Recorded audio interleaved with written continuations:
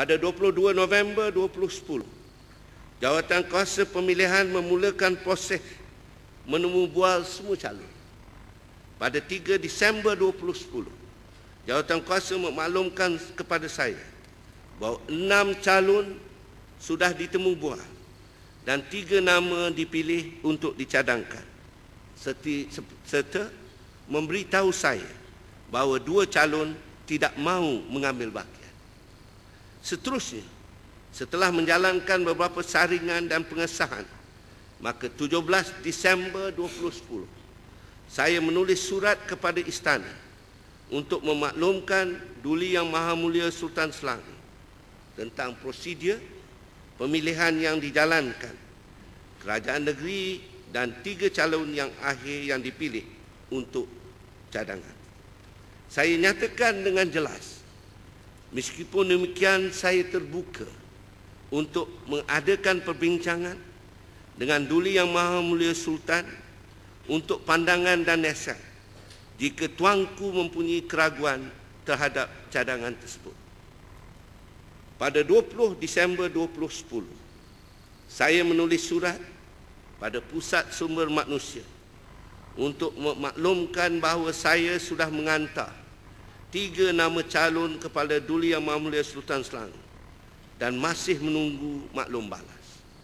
Surat berkenaan juga memberitahu saya akan bercuti ke luar negara pada 20 Disember dan hingga 30 Disember dan sebarang pengumuman mengenai pelantikan setiausaha kerajaan negeri perlu dirujuk kepada saya terlebih dahulu. Pada 21 Disember 2010, Istana menerusi setiausaha sulit kepada Duli Yang Maha Mulia Sultan Selangor, Datuk Muhammad Munir bin Bani, telah menulis surat kepada Setiausaha Sulit Menteri Besar Tuan Haji Mustafa bin Talib.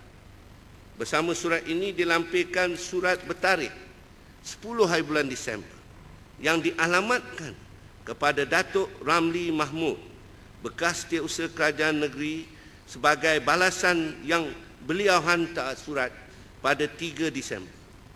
Untuk makluman sidang Dewan, surat 3 Disember tersebut telah menghantar 3 cadangan nama kepada Duli Yang Maha Mulia Sultan. Surat pada 10 Disember pula memaklumkan kepada Datuk Ramli Mahmud bahawa Duli Yang Maha Mulia Sultan Selangor sudah berkenan terhadap pelantikan Datuk Muhammad Kusrin Munawi.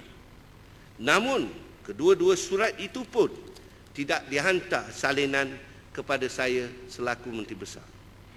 Pada 24 Disember 2010, Pejabat Datuk Menteri Besar menjawab surat bertarikh 21 Disember dari Datuk Muhammad Munir untuk menyatakan bahawa Datuk Menteri Besar tidak pernah diberitahu keputusan yang dibuat bertarikh 10 Disember 2010 itu. Sehubungan itu, Pejabat Menteri Besar mohon perkenan untuk menghadap Duli Yang Maha Mulia Sultan untuk perbincangan. Pada 27 Disember 2010, saya menulis surat sekali lagi memohon untuk menghadap Duli Yang Maha Mulia Sultan untuk perbincangan.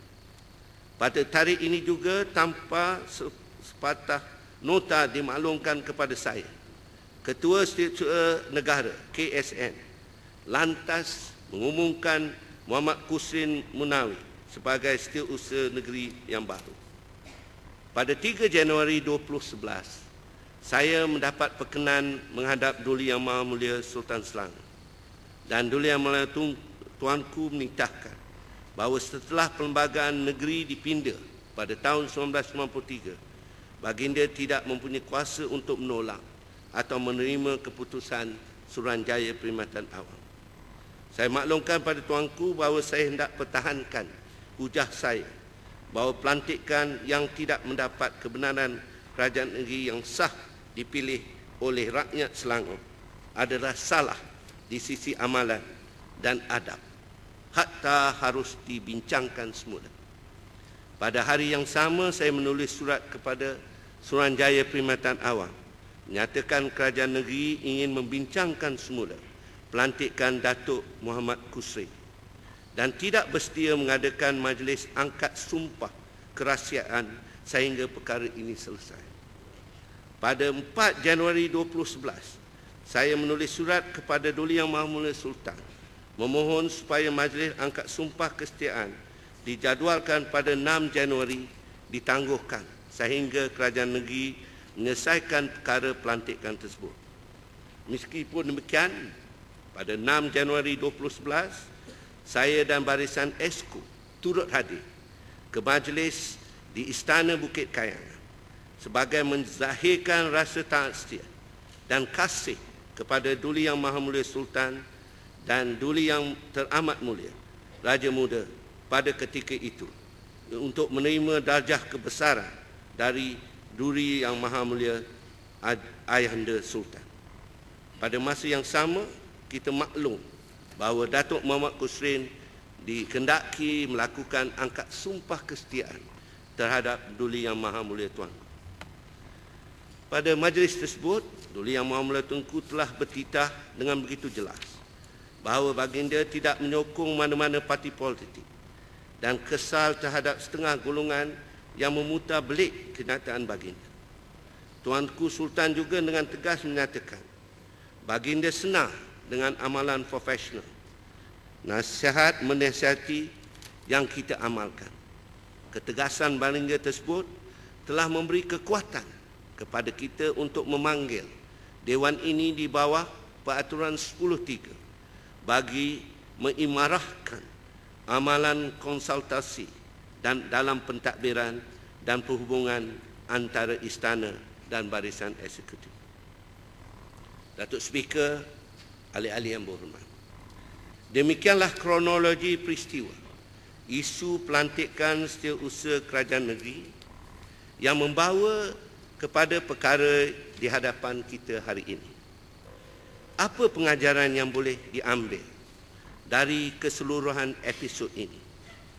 Pengajarannya ialah jika pelantikan setiausaha kerajaan negeri, pegawai undang-undang dan pegawai kewangan negeri tidak dilakukan secara telus, ia boleh diputarbelikkan oleh banyak pihak, sama ada dari setiausaha kerajaan, pegawai-pegawai kerajaan, pegawai-pegawai istana dan juga pegawai-pegawai kerajaan di pejabat menteri besar atau perkhidmatan awam yang tiada urusan kerja dalam penempatan pegawai-pegawai kerajaan.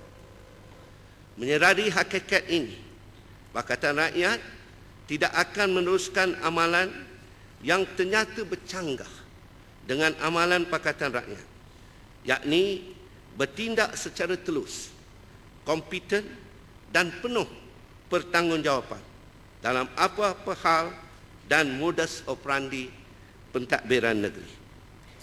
Saya tegaskan di sini, meskipun kerangka perlembagaan kita menyebelahi kerajaan persekutuan, saya yakin bahawa sekiranya ia dibenarkan beroperasi dalam semangat demokrasi, mungkin negeri-negeri yang diperintah oleh Pakatan Rakyat boleh melaksanakan pentadbiran dengan baik dan cekap. Malangnya, ini tidak berlaku dan semangat federalisme yang dikandung oleh perlembagaan dilanggar secara terang-terang. Datuk Speaker, ahli-ahli Dewan yang mulia, pindaan yang dicadangkan ini adalah tanda komitmen Pakatan Rakyat untuk mentadbir negeri Selangor berdaulat ini menurut aspirasi dan amanah yang diberikan rakyat, bertunjangkan konsep keikhlasan dan kepedulian rakyat. Rakyat Selangor tidak meminta lebih. Mereka mahu hak mereka sebagai rakyat negeri yang menyumbangkan 30% kekayaan negara Malaysia. Saya menghadiri pembentangan ini dengan melontarkan beberapa persoalan yang berikut.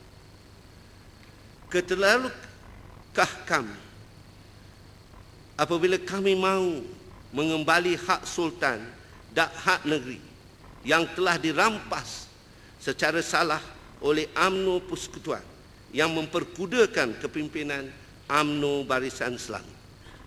Kedua, derhakakah kami jika kita mahu mengembalikan kedaulatan negeri dan Baginda Sultan yang memerintah negeri yang berdaulat ini? Ketiga, derhakakah mereka jika mereka menolak dan lari daripada menerima usul pindaan ini? Mohon soalan-soalan ini dijawab, dibahaskan di Dewan Yang Mulia ini.